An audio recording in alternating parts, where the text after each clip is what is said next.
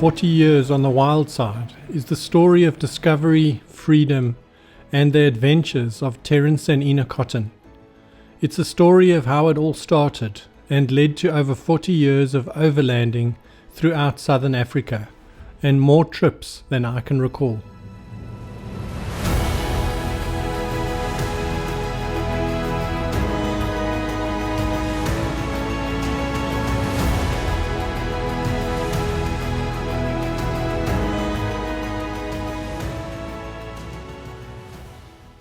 Hello and welcome back to 40 Years on the Wild Side.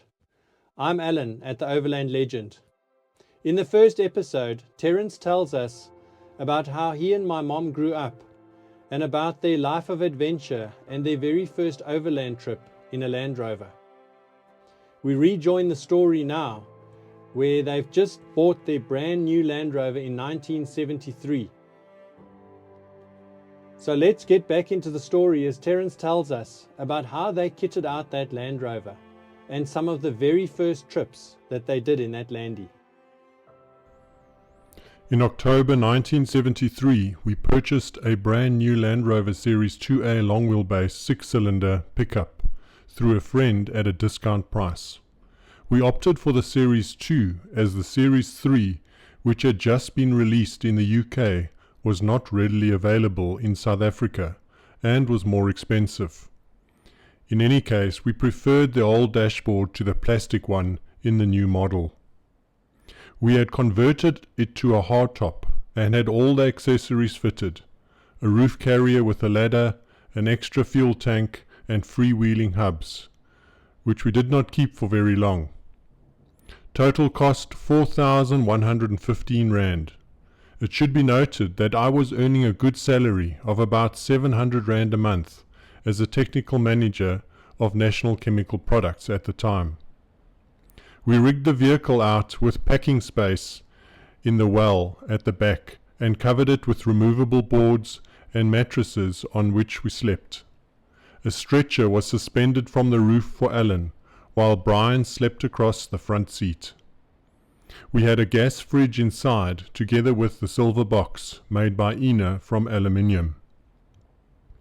In this box we had all our eating utensils and pots and essential provisions such as coffee, tea, milk, powder, salt, oil, and some tinned foods, sufficient for about 5 days. The box could be hung on the outside of the vehicle. We had a roof carrier on which we packed bulky things, such as chairs and a side canopy, and if necessary additional fuel, which was essential in those days due to the lack of petrol stations in far-off places. Ina fitted 2 cupboards accessible from the outside of the vehicle for additional provisions. 2 gas bottles and 2 20-litre aluminium bottles for water were fitted to the outside of the vehicle. Incidentally, we could carry 140 litres of petrol in tanks, which cost us all of 9 Rand 80 to fill up at 7 cents per litre. It was just as well that petrol was cheap, as the series Land Rovers were guzzlers.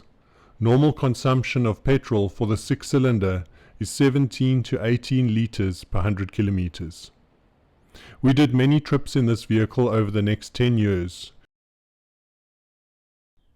Our first long trip in our new Land Rover was in February 1974 to Chemucane on the Mozambique coast, south of the then Lourenço Marques.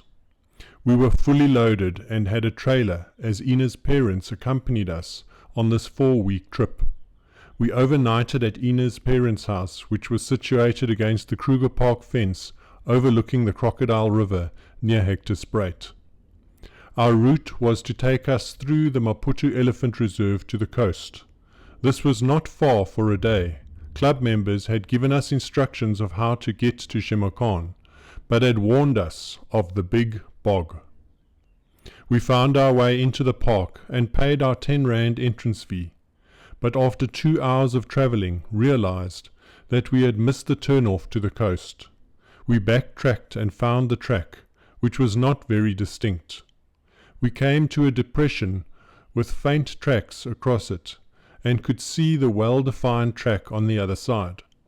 No problem, and off we went, at a good speed. Suddenly, without warning, we were up to our axles in mud and very firmly stuck in the big bog. What a job to extricate ourselves. It took us 3 hours. We backtracked to the start of the depression and found the route along the big bog. There was no way we could get to the coast before sunset, and finally set up camp just before nightfall.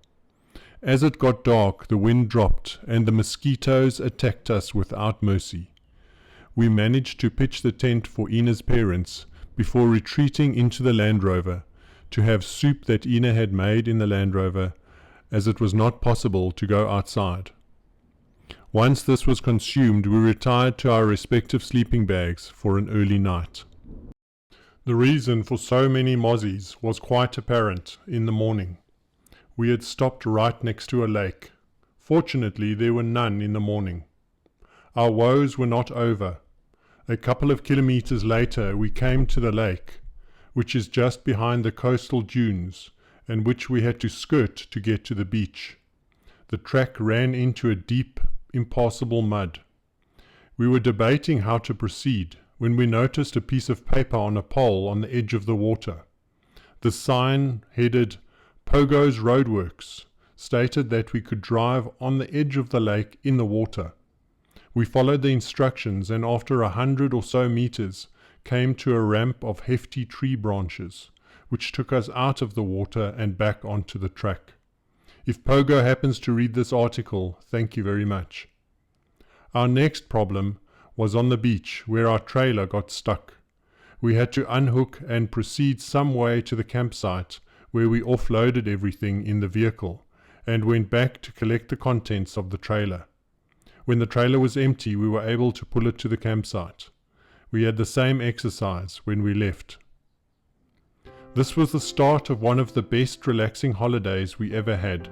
We lived off the sea, catching plenty of fish and collecting shellfish off the rocks. Water was scooped out of a shallow depression behind the dunes. It was clear and clean. Incidentally, in all our travels, we always used groundwater and never bothered to boil it. We were completely alone except for the odd local who came wandering past. In our 4 weeks we were there, the only other visitors we saw were 3 Portuguese men who had come fishing for the weekend. Unfortunately for them, it rained all the time. I had gone for a walk behind the dunes as it was unpleasant on the beach when I found them stuck in the mud at the side of the lake. They had read Pogo sign but did not understand English. We pulled them out of the mud and explained the sign. The ice they left behind when they left on the Sunday intrigued our camp attendant. He was amazed to see that it was solid water.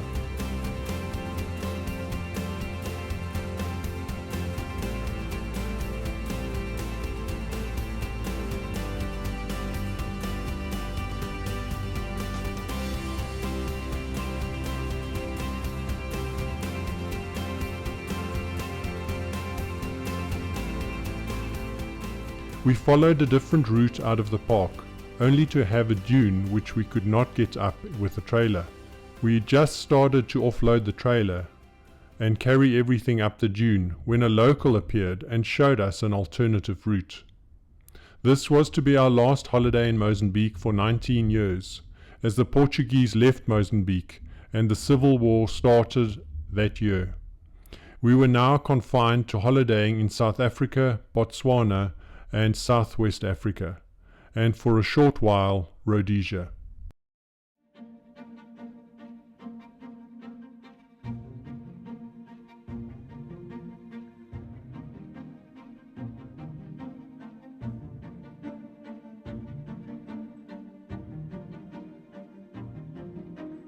In November 1974, we took a short trip to Gonarezhou Game Reserve on the Landy-Save rivers in south of Rhodesia.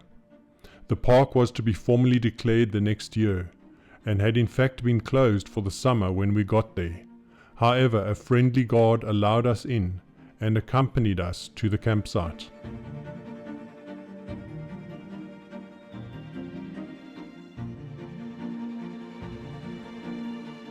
I did a lot of fishing for bream and tigerfish, while Ina swam in the shallows of the river with the children. This was until we realized that just a short way away on the opposite side of the river, there were a dozen or so crocodiles basking in the sun. On one occasion I had even waded through the river to the other side to fish.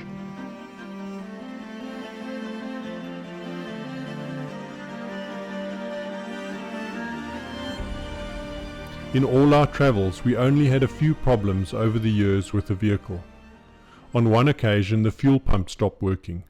We solved the problem by putting the carburetor on a drip fed from the boat's fuel tank on the roof carrier. On a second occasion, going from Savuti to Moremi, the vehicle stopped and refused to start.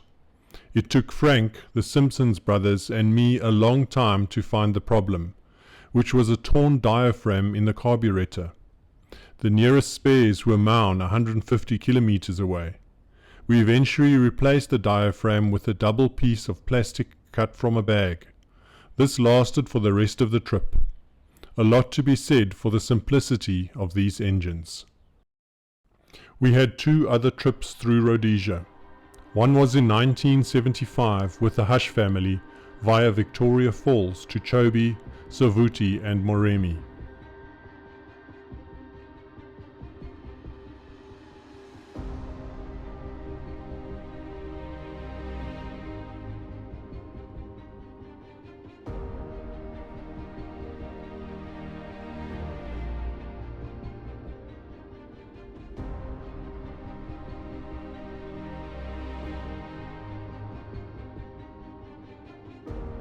Ian had a lot of mechanical problems. The first was a blown head gasket as he was crossing Bight Bridge. A head brought up from a fellow club member the next day after frantic phone calls proved to be for the wrong engine. Ian and I had to go back to Messina to have the head skimmed. His next problem was dirt in the fuel tank. He then broke a side shaft a few days later after crossing into Botswana at Kasane. Our next trip was with Travis and Pat Bailey, again to Botswana. This time we went via Motopos, where we camped for a few days in Francistown on our way to Maun. During this, our last trip through Rhodesia, terrorists shot several South African motorcycle tourists near Kyle Dam. This marked the end of travel to Rhodesia for a long time. In the 70s, the camping fees in Botswana were not much. 5 days in Moremi cost 60 rand for the family. I do not think we even paid in Chobe or Savuti. None of the camps had facilities of any sort. One could camp anywhere, although there were recognized areas. The Savuti Channel in those years had plenty of water, with excellent fishing.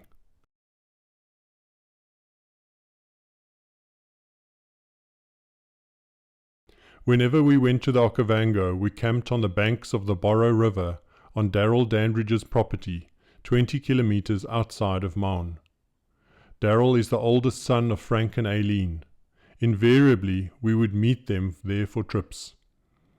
The Borrow is one of the rivers that flow out of the Okavango Delta. When we went with the Baileys, we took boats with us and spent many pleasant hours catching fish on lures. From here we went on to Lake Ngami. Fishing was ridiculously easy. There were so many fish that we regularly hit them with the propellers of the boats. We were very fortunate in having seen and fished on this vast lake as it was drying up. On the way home we always spent a few days on the Botlekli River, where once again we had excellent fishing. We had great fun throwing fish we had just caught to the fish eagles. How magnificent it was to have them giving that marvelous call as they picked up a fish close to the boat. We had a number of trips to Botswana in the 109 that always included a week or so by boat onto the Delta. We took our boat with us on the roof carrier. We would either travel up the Borrow to Chief's Island or take the boats into Moremi and launch from Mboma Island. We would hide our Land Rovers in the bushes. Fortunately, very few people went into this part of Moremi. The advantage of leaving them there was that we could get into the heart of the delta, where we set up camp on an island. Fishing for tigerfish in the lagoons deep in the delta was incredible. Aileen Dandridge and I were the keenest anglers. One evening I hooked a 5.3 kilogram tiger. It was almost dark when it was eventually brought to the boat. The fish had pulled us all over the place, and it took some time to get our bearings and find the right channel home. It was already dark before we got back to the camp. Ina and Frank had made a huge fire to guide us home, fortunately, as we were in fact in the wrong channel.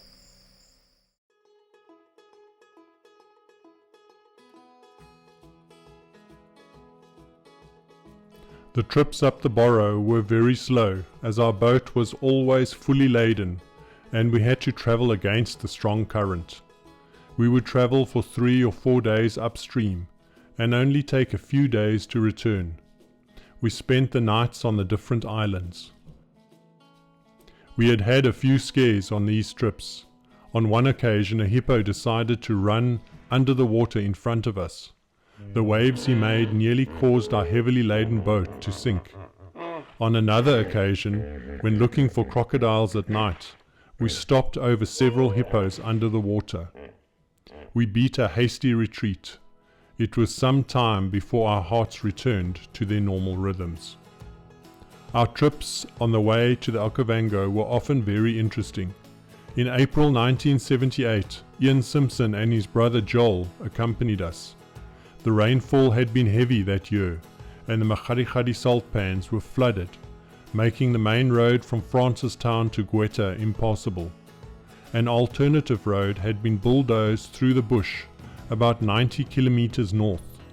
This road was very sandy, with branches and broken off tree and bush stumps, making it very difficult for driving. The roads in Moremi and Savuti were also flooded. We had difficulty in travelling in Moremi.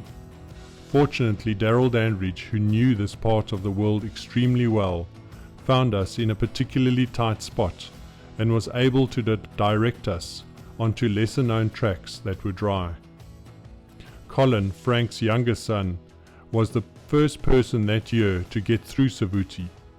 We got there shortly after him and had a lot of thick mud to negotiate. It was marvellous, as there were no other visitors in either Moremi or Savuti.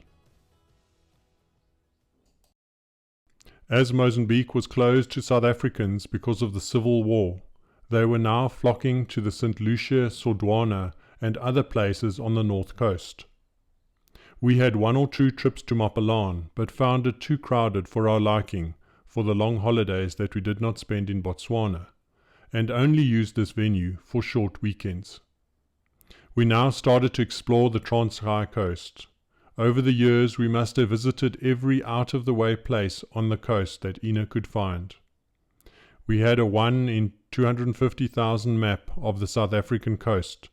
Ina would peruse this map for a spot that was the furthest away from a shop and showed low concentrations of local populace. Probably the most memorable trip we did was over Christmas and New Year in 1981-82. The Dandridges and their sons Daryl and Colin accompanied us to Kilroe Beach. On New Year's Eve, we all piled into Colin's forward control bakkie and headed for the waterfall bluff 15 kilometers down the beach. There was no problem getting there along the coastal tracks. However, shortly after leaving the bluff at 2 o'clock, on our return trip, we had a puncture. The wheel was quickly changed and we were soon on our way. Going up an incline, Colin chose the wrong track and the vehicle stuck in the mud. It took us an hour to extricate ourselves. We had to wait at the next river for about 4 hours for the tide to change. It was cold and started to drizzle. We huddled around a small fire, sharing a half bottle of whiskey Colin kept for emergencies in his toolbox. About 4 hours later the tide had receded and we could be on our way. This proved to be our last obstacle, and we eventually arrived back at our camp at 11:45, the return trip taking 10 hours instead of 2 hours. The oil crisis in the 1970s had a major impact on our traveling and outings. We could only fill one tank, about 400 kilometers of range, and could not get petrol at night or over weekends. We had to obtain special permission to carry petrol for boats. The Land Rover Owners Club had to get special permission to hold its driving events.